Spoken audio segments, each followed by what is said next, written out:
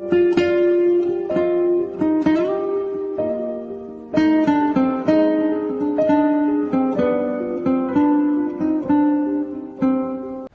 secara syariat Ustaz, dia menjual satu ginjalnya karena kebutuhan ekonomi gitu Ustaz. Kira-kira bisa, boleh atau tidak Ustaz? Ya itu abu-abu ya itu ya. Jadi kalau memang dia butuh, kebutuhan itu kan banyak sekali sebenarnya. Jadi begini loh, itu abu-abu itu bisa menjadi makruh, bisa menjadi haram sebenarnya. Jadi di titik-titik ini tergantung orang itu sendiri. Jadi orangnya itu butuhnya banget atau dia itu nafsu butuh, itu kan nggak ngerti. Butuhnya banget atau nafsu butuh itu kita nggak tahu. Kadang-kadang hanya nafsu butuh sehingga dia mau jual ginjal, atau hanya orang yang pura-pura mau jual ginjal tapi dia ingin ditolong orang lain dengan jumlah yang banyak nilainya. Itu kan macam-macam. Kita tidak tahu cara berpikir mereka istilahnya. Tapi seperti yang Pak Ustadz sering bilang bahwa tubuh ini kan pinjaman dari Allah seperti itu ya. Terus dipinjami kok dijual, itu gimana tuh Haji mumpung itu gimana? Makanya tadi kan saya cerita. Makanya tadi saya cerita. Dia itu butuhnya apa? Kalau dia butuhnya itu egois, keinginan, nafsunya dia, nah itu jadi bisa menjadi haram sebenarnya.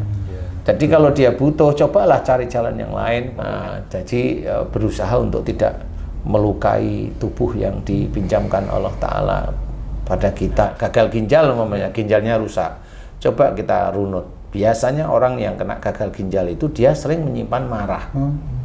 Di usia berapa? Dia kena di atas 50, di atas 45, umpamanya di 55 atau 60. Nah, ini berarti dia sering menyimpan marah dengan pasangannya.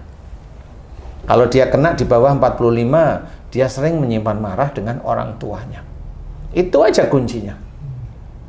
Hati sama, hati kalau rusak, dia orangnya pasti kaku, ngeyel, arogan, seperti itu. Jadi sulit menerima masukan orang lain, nah itu hatinya kaku. Jadi dia mengimani prinsipnya dia sendiri, saya begini ya begini, nggak bisa dirubah. Nah itu hatinya kaku.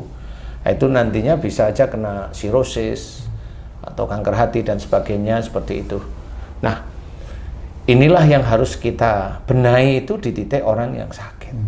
Apa saja. Jadi intinya adalah yang sakit itulah yang harus dibetulin. Jadi bukan persoalan ya kalau punya uang ya memang seperti itu. Tapi tetap orang yang sembuh itu dari transplantasi ya itu bukan dosanya diampuni oleh Allah Ta'ala. Enggak. Tapi dia masih dimaafkanlah kesalahannya. Karena nggak pernah mohon ampun kepada Allah Ta'ala tentang sakitnya itu. Jadi dimaafkan oleh Allah. Tapi dosanya tetap masih. Malah bisa tambah nanti. Nah inilah sebenarnya apa penyakit itu. Jangan sampai kita masuk ke ranah tersebut. Gagal ginjal. Jangan sering menyimpan marah kepada pasangan atau kepada orang tua. Khususnya sama orang tua.